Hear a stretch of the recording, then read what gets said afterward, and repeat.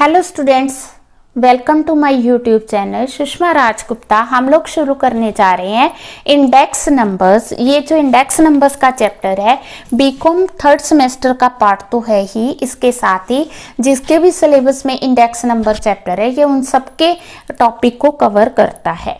तो इसमें हम लोग थ्योरी और पूरा चैप्टर कवर करेंगे, थ्योरी प्लस न्यूमेरिकल्स। ठीक है, तो आज की जो वीडियो है थ्योरी पोर्शन को कवर कर रही है। थ्योरी पोर्शन में सबसे पहले कि इंडेक्स नंबर होता क्या है। इंडेक्स नंबर एक स्पेसिफाइड टाइप ऑफ एवरेज है। ये क्या मेजर करती है? ये रिलेटेड वेरिएबल्स में नेट चेंजेस को मेजर करती है। ठीक है, हम कह सकते हैं कि जैसे ये मेजर करती है किसी एक वेरिएबल में जो चेंजेस आ रहे हैं in compare to specified variables. ठीक है, तो इसको हम न्यूमेरिकली भी एक्सप्रेस करते हैं। अब आ गया कि जो इंडेक्स नंबर्स हैं उसमें कौन कौन से स्टेप्स हैं, या कह लो कि क्या प्रॉब्लम्स है। तो मेन तो स्टेप्स ही आ गया ना कि जब हम इंडेक्स नंबर कंस्ट्रक्ट करते हैं तो पहला स्टेप क्या है? पहला स्टेप ये है कि जो इंडेक्स नंबर्स हैं वो किसी पर्टिकुलर पर्पस के लिए तैयार किए जाते हैं।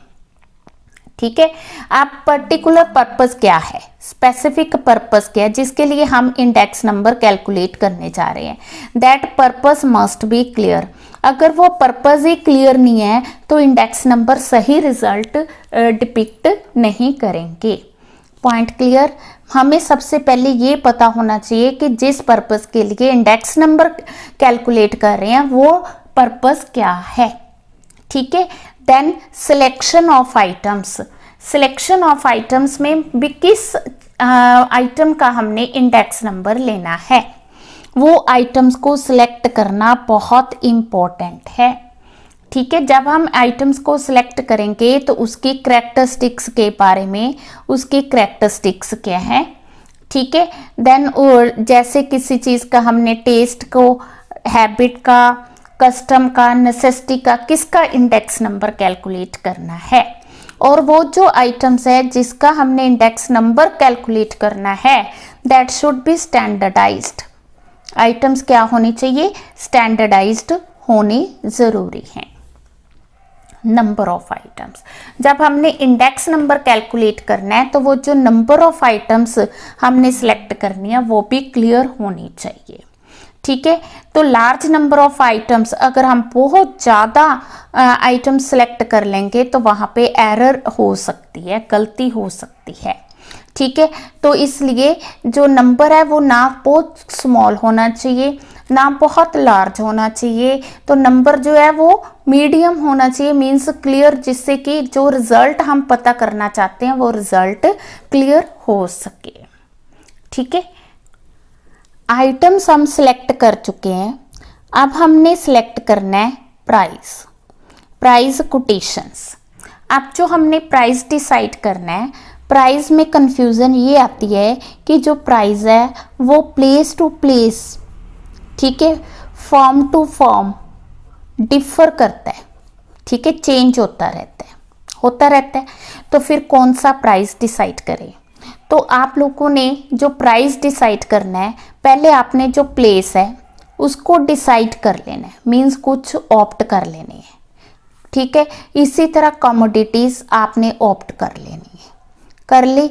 उसके बाद हमने देखना है कि जो प्राइस है वो आगे दो तरह का है, एक होता है मनी प्राइस, दूसरा होता है क्वांटिटी प्राइस। भी इन दोनों में से कौन सा चूज करना है। ठीक है, अगर हम मनी प्राइस की बात करें तो मनी प्राइस क्या है? मनी प्राइस है, जैसे हम लोग कहते हैं ₹850 पर क्विंटल। ठीक है, भी एक क्विंटल का प्राइस 850 है।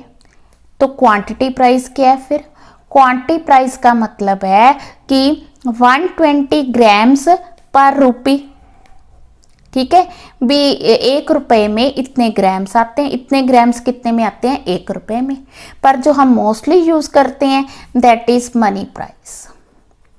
ठीक है, तो मनी प्राइस जो है वो हम चूज करते हैं। और जब हमने प्राइस डिसाइड करना है हमने ये भी देखना है जो हम प्राइस चूज करने जा रहे हैं होलसेल प्राइस है कि रिटेल प्राइस है। ठीक है, तो ये किस पे डिपेंड करेगा, it will depend upon the purpose.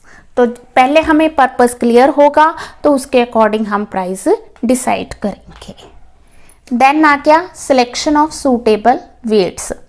Price decide कर लिया, अब हमने वेट डिसाइड करना है। जो वेट्स हैं वो प्रॉपर होने चाहिए प्लस रैशनलाइज होने चाहिए, मींस रैशनलाइज सही होने चाहिए। ठीक है, वेट। नेक्स्ट पॉइंट है selection of the base year.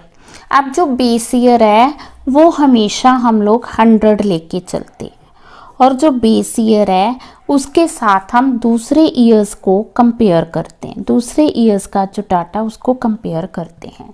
तो जब हमने बेस ईयर सेलेक्ट करना है तो बड़े ध्यान से सिलेक्ट करना है।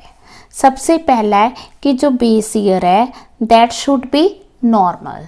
ठीक है, क्योंकि हमने उस साल के साथ जो अदर ईयर्स हैं उनका डाटा कंपेयर करना है, तो दैट शुड बी नॉर्मल और रिप्रेजेंटेटिव होना चाहिए। दूसरा, जो बेस ईयर है that should not be too distant, बहुत ज़्यादा दूर नहीं होना चाहिए। जैसे हमने 2000 का डाटा कलेक्ट करना है तो हम लोग उसको कंपेयर कर सकते हैं, उसमें बेस 98 ले सकते हैं, 99 ले सकते हैं। ये नहीं कि वहाँ पे आपने बेस जो है 1961 को ले लिया। अब 1961 जो है वो इसको ईजिली कंपेयर नहीं कर पाएगा, या उसमें जो है आंसर जो होगा, रिजल्ट होगा, वो सही प्रॉपर नहीं होगा। देन जो बेस लेना है वो फिक्स्ड भी हो सकता है और चेन बेस भी हो सकता है। ठीक है, देन आ गया चॉइस ऑफ सूटेबल एवरेज। वैसे तो इंडेक्स नंबर खुद एक स्पेसिफाइड एवरेज है, ठीक है, बट कहीं कहीं इंडेक्स नंबर्स को कैलकुलेट करने के लिए हमें mean, median, mod, geometric mean की ज़रूरत पड़ती है। तो हमने सेलेक्ट करना है कि कौन सी एवरेज लें जो कि आके हमारे रिजल्ट्स को इजीली कंपेयर कर सके। ठीक है, तो वैसे तो अरिथमेटिक मीन जो है उसको सूटेबल माना गया है, पर इसमें प्रॉब्लम आती है एक्सट्रीम वैल्यूज़ की। हमने पहले भी पॉइंट किया है कि ये एवरेज है, जैसे हम लोग लें 10, 40, ठीक है जी, देन 100। ठीक है, अब अगर हम इनकी एवरेज लें तो इनके वेजेस है मान लो 3 जनों के, तो इनकी एवरेज क्या आएगी, 50 आएगी। पर अगर हम देखें तो इसके जो वेजेस है बहुत कम है, 50 से इसके बहुत ज़्यादा है। तो कई बार क्या होता है कि जो अरिथमेटिक मीन है बिकॉज ऑफ एक्सट्रीम वैल्यू सही रिजल्ट नहीं दे पाती, तो वहाँ पे ज्योमेट्रिक मीन जो है इसको सूटेबल माना गया in case of index number. अगर हम देखें तो हमें ज्योमेट्रिक मीन कैलकुलेट करना मुश्किल है, बट आजकल क्या है, इलेक्ट्रॉनिक कंप्यूटर्स की वजह से इसको ज़्यादा यूज़फुल माना गया है। ठीक है जी, नेक्स्ट हमारा टॉपिक आता है importance of the index number. Index number की इम्पोर्टेंस क्या है? हाँ जी, क्या इम्पोर्टेंस है? तो सबसे पहले इंडेक्स नंबर्स ये पॉलिसीज़ बनाने में हेल्प करता है। कौन सी पॉलिसीज़ बनाने में? बिजनेस पॉलिसीज़ को बनाने में हेल्प करता है। ठीक है, इसके अलावा ये cost of living index provide करता है, जिससे गवर्नमेंट जो है पॉलिसीज़ बना सकती हैं। Purchasing power of money, Fisher's की जो क्वांटिटी इंडेक्स है वो हमें क्या बताती है? फिशर के क्वांटिटी इंडेक्स हमें बताती है कि जो परचेजिंग पावर ऑफ मनी है that varies with price index, वो प्राइस इंडेक्स के साथ चेंज होती रहती है। ठीक है, तो अगर प्राइस राइज करता है देन वैल्यू ऑफ मनी क्या होती है? कम होती है। तो इस तरह से ये इंडेक्स नंबर्स हमें जो कॉमन वैल्यूज़ हैं उसके बारे में भी बताता है। ठीक है, then cost of living adjustment in wages,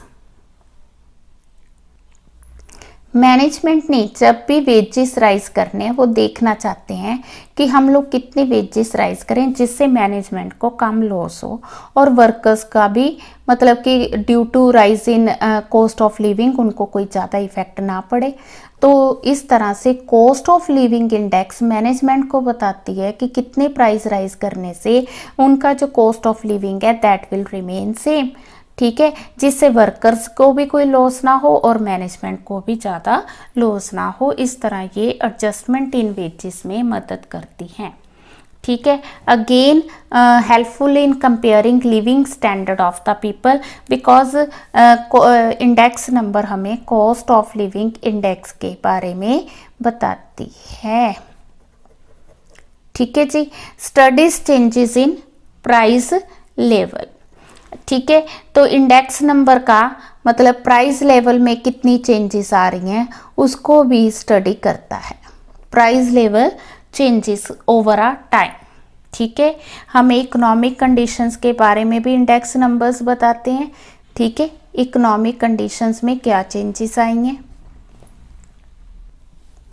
index number की मदद से जो बिजनेसमैन है वो प्रिडिक्ट कर सकता है कि उसकी चीज़ की डिमांड क्या होगी।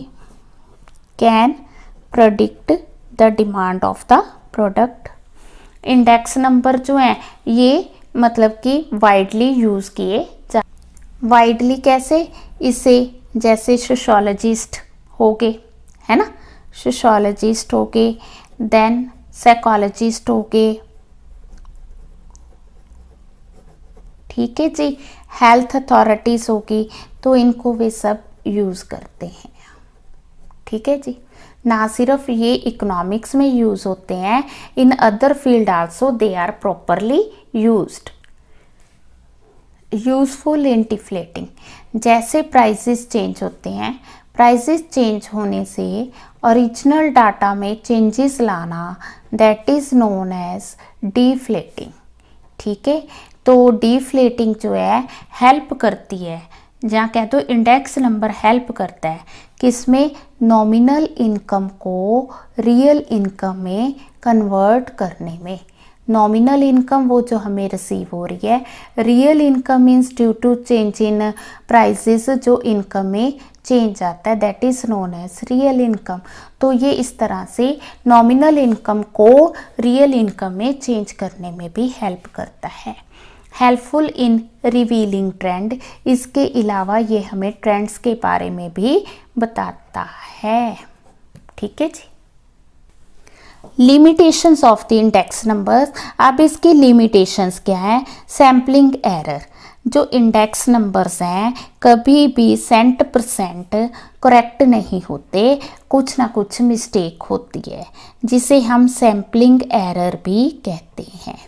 क्या होती है, सैम्पलिंग एरर हो सकती है। Quality of the product remain the same. पूरे इंडेक्स नंबर में हम लोग करेंगे, हम ये मान के चलते हैं कि जो इंडेक्स जो क्वालिटी है वो प्रोडक्ट की सेम है।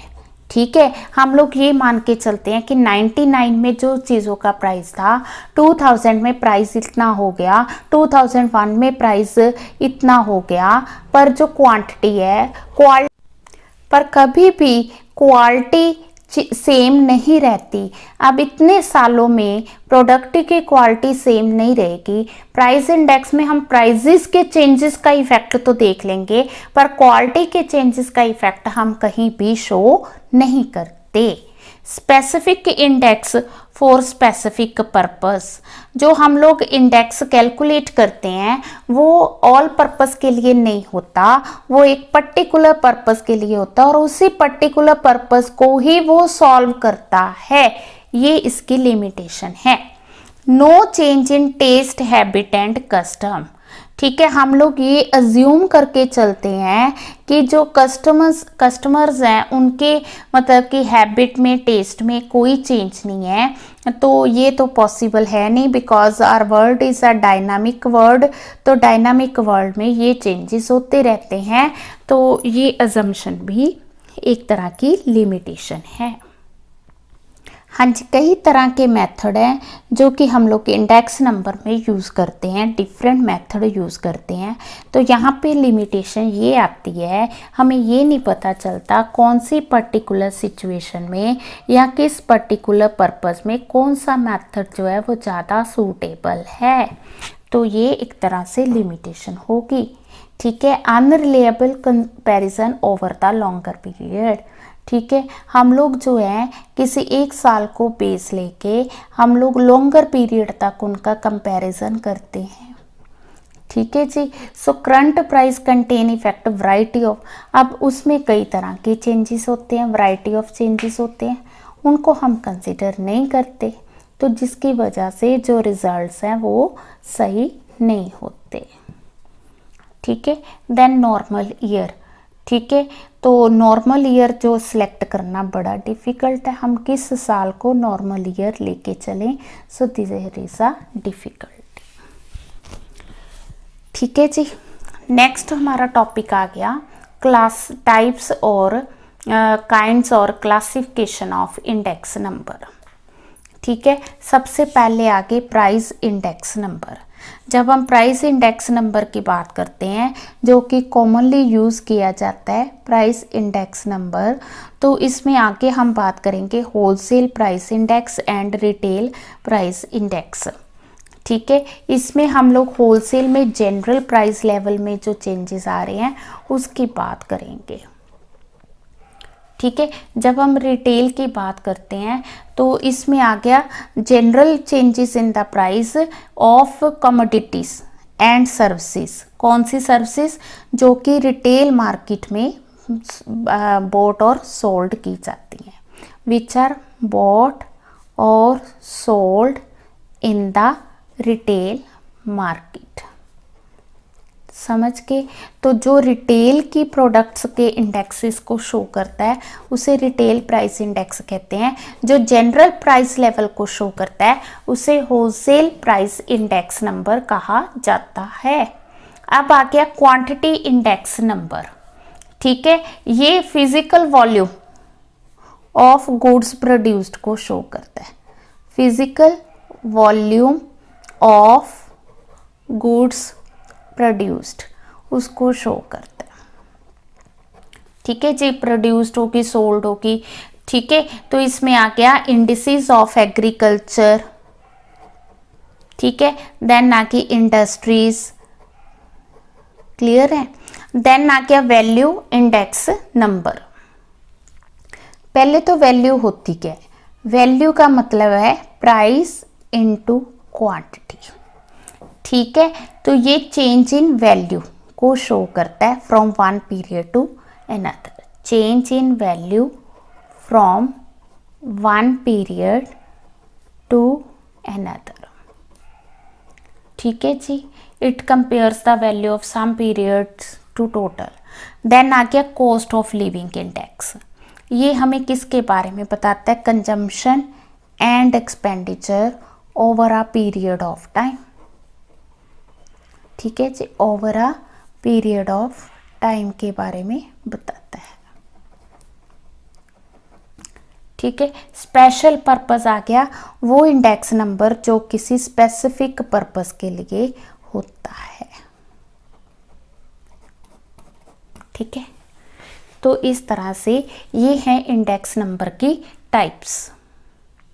आज की हमारी वीडियो में हमने किया इंडेक्स नंबर का मीनिंग, उसके steps, then importance and limitations, then types of the index numbers. तो नेक्स्ट वीडियो में हम न्यूमेरिकल्स करने शुरू करेंगे, तो आपने सारी वीडियोस को अच्छे से देखना है। वीडियो अच्छी लगी तो लाइक ज़रूर करना है। Thank you for watching the videos.